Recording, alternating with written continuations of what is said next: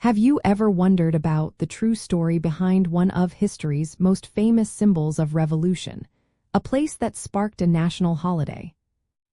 The Bastille Prison in Paris, originally a medieval fortress, primarily served as a state prison, holding individuals accused of various offenses against the French monarchy, often without trial.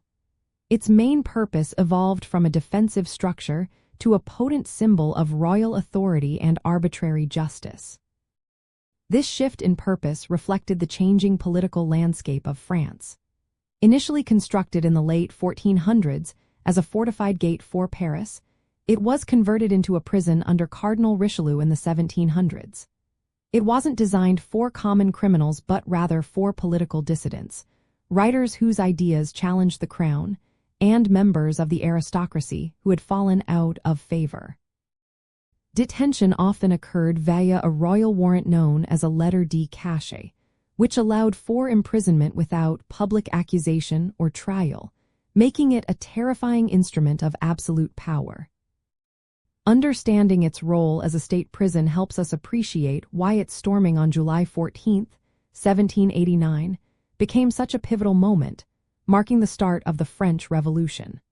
It wasn't just about freeing 7 prisoners, but about dismantling a physical representation of the king's unchecked power and the oppressive system of governance.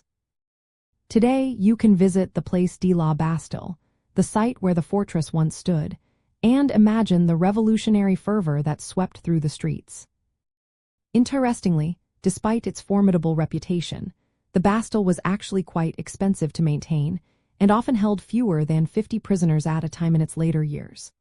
Conditions inside, while not always humane, were often better for noble prisoners who could sometimes bring their own furniture and even servants.